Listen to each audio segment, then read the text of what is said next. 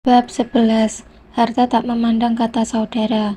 Mbak jangan menghindar atau pura-pura nggak tahu mbak.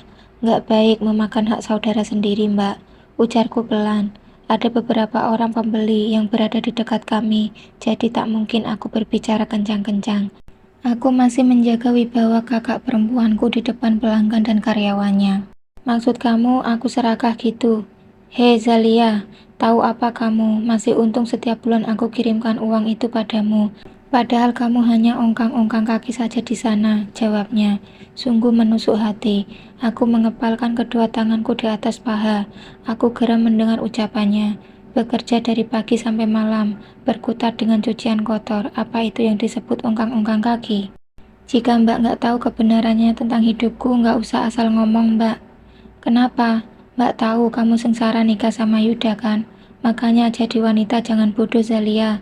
Lagi pula siapa suruh kamu ngebet banget pengen nikah sama Yuda? Sekarang rasain, ejek Mbak Zahra. Dek, dadaku kembali terasa begitu sesak, seakan pasokan udara di sekitarku berkurang dengan drastis. Bahkan nyeri dari rasa sakit yang diciptakan oleh Mas Yuda belum lagi hilang, kini ditambah kembali oleh ucapan pedas Mbak Zahra. Mataku berkaca-kaca melihat wajah Mbak Zahra yang menatapku sinis. Sungguh sombong sekali dirimu, Mbak. Kamu hanyalah salah satu perempuan beruntung yang memiliki suami sebaik Mas Hadi. Seandainya kamu mendapatkan suami seperti suamiku, apakah kamu masih bisa menghina dan mengejekku seperti ini?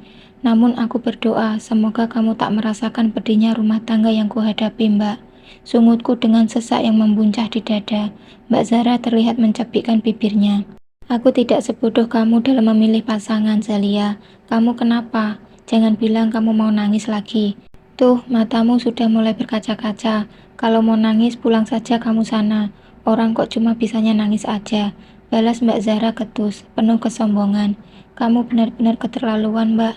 Terlalu sombong dengan apa yang hanya menjadi titipan yang kuasa.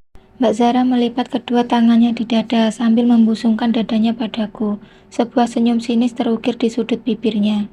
Hei Zalia, aku kaya, sombong itu wajar. Lah kamu, sudah sana, pulang sana. Aku masih banyak kerjaan, usirnya. Mbak, aku kesini mau minta hakku. Bagianku yang selama 3 tahun Mbak ambil. Aku butuh uang itu Mbak. Ku mohon Mbak jangan gini kali sama aku. Kita kan saudara Mbak. Pintaku memelas. Aku sangat berharap Mbak. Pintaku memelas. Aku sangat berharap Mbak Zahra masih memiliki belas kasihan padaku. Iya, kita memang saudara. Tapi yang namanya duit nggak pakai saudara. Sudah pergi sana. Kamu kesini cuma mengganggu waktuku saja. Apa perlu aku menyuruh orang untuk menyeretmu, hah? Hadik Mbak Zahra tanpa ampun padaku. Jangan ditanya lagi bagaimana rasa hati ini. Geram, kesal, sedih, dan kecewa melebur jadi satu. Ternyata harta memang bisa merubah segalanya. Merubah sifat dan karakter seseorang. Membuat Mbak Zahra lupa jika suatu saat roda itu pasti berputar. Dan saat ia berada di putaran paling bawah, maka saudaralah tempat ia untuk mengadu. Mbak Zahra, piring bunga itu berapa segros? Tanya ibu-ibu berbaju dinas. Ia berjalan mendekat padaku. Ia berdiri tepat di sebelahku. Sepertinya ia pegawai pemerintah. Mbak Zahra tersenyum begitu ramah pada ibu itu. Sungguh cepat ia mengubah ekspresinya. Murah aja itu Jeng Ratna, cuma 870.000 saja kok. Mahal banget Mbak Zahra. Saya kan langganan di sini, nggak dapat harga bagi apa. Tawar ibu yang bernama Ratna itu. Murah loh itu Jeng, piring itu kan mereknya Sango. Kualitas bagus loh Jeng, biasanya saya jual 900. Karena sama Jeng Ratna saja saya jual dengan harga segitu. Rayu Mbak Zahra, mulutnya terdengar begitu manis. Saking manisnya bisa bikin orang enak mendengarnya. Bener loh, ini harga yang paling murah. Nanti Mbak Zahra bohongin saya. Ayolah genepin jadi 850 aja ya, pinta Bu Ratna. Masih mencoba menawar pada Mbak Zahra, tapi Mbak Zahra justru tersenyum dengan begitu manisnya. Jangan dong, Jeng Ratna, bagilah saya untung dikit. Itu sudah harga yang paling murah loh, saya berikan sama Jeng Ratna, harga langganan. Apalagi Jeng Ratna ini kan istri pejabat, mana cantik lagi. Selisih 20.000 tidak ada artinya bagi Jeng Ratna yang cantik. Rayu Mbak Zahra kembali. Dasar bibi gober. Walau cuma 20.000, Mbak Zahra nggak akan mau melepaskannya. Ia pasti merasa rugi. Ah, Mbak Zahra bisa aja kalau memuji. Saya jadi nggak enak hati kan dibuatnya. Tutur Bu Ratna malu-malu, tipe-tipe manusia yang gila pujian. Saya nggak cuma muji loh Jeng, orang memang begitu kenyataannya. Jeng Ratna itu cantik, glowing dan awet muda. Saya saja sampai iri melihatnya. Ah sudah mujinya, saya kan jadi melambung ini. Ya udah deh saya ambil, tapi korting dikit ya. Pinta Bu Ratna lagi. 865 net, jawab Mbak Zara final. Oke, bungkus. Setelah perundingan yang cukup alot, akhirnya piring itu terjual dengan harga 865.000. Itu artinya hanya kurang 5.000 rupiah. Tapi tawar-menawarnya berlangsung hampir 20 menit. Dengan segala rayuan maut yang dikeluarkan Mbak Zara. Ibu itu yang pelit atau Mbak Zara yang kikir? Entahlah. Oh iya, Mbak Zara, ini siapa? Tanya Bu Ratna sambil menyerahkan 9 lembar uang kertas berwarna merah. Ia melirik ke arahku yang masih setia duduk di depan Mbak Zara. Mbak Zara menerima uang itu, menghitungnya secara teliti, membuka kunci laci mejanya, dan memasukkan uang itu ke dalam laci, lalu menyerahkan kembalian pada Bu Ratna sebelum mengunci laci meja itu kembali. Oh, ini adik saya, Bu. Biasa minta bantuan minjem duit sama saya. Ya, sebagai saudara tentu saya akan menolongnya, walaupun uang yang dipinjam gak akan pernah kembali, ujar Mbak Zara berbohong.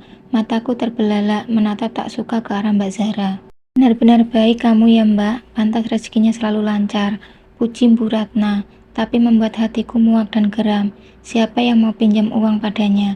Aku justru ingin mengambil hakku yang dimakan olehnya.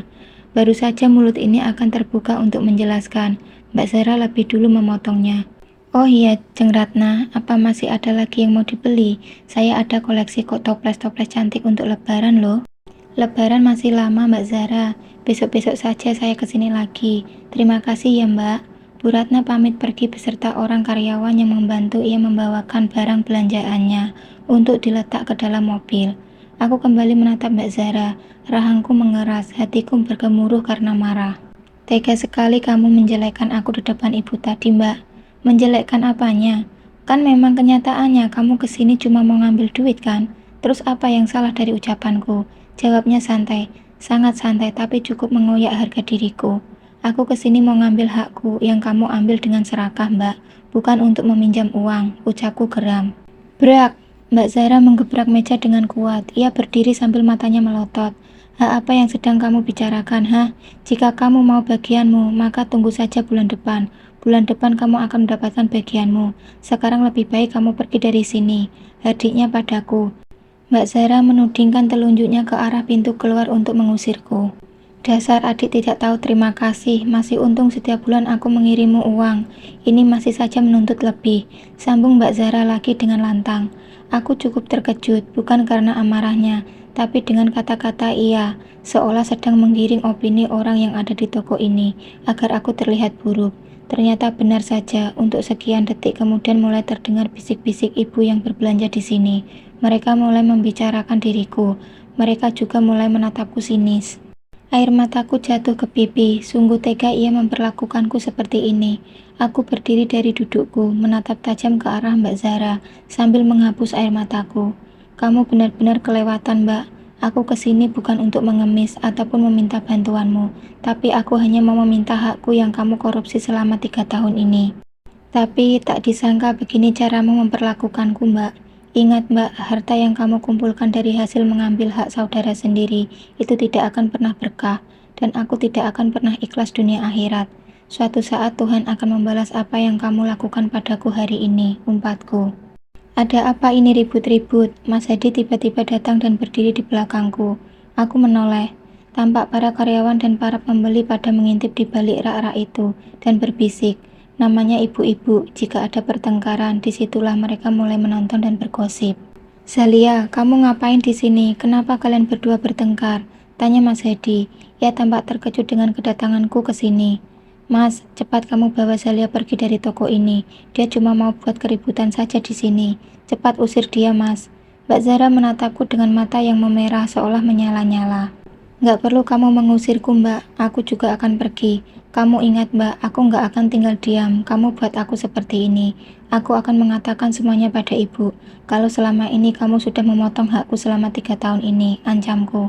Aku sudah benar-benar muak dengannya. Aku membalikkan tubuhku dan mulai berjalan pergi meninggalkan toko ini. "Jadi kamu ngancam aku, Zalia? Bilang saja, aku tidak takut," teriaknya. Namun tak kupedulikan, aku masih berjalan keluar. Banyak pasang mata yang melihat kepergianku. Bahkan beberapa orang karyawan, Mbak Zara, bahkan mulai kasak-kusuk membicarakan kami.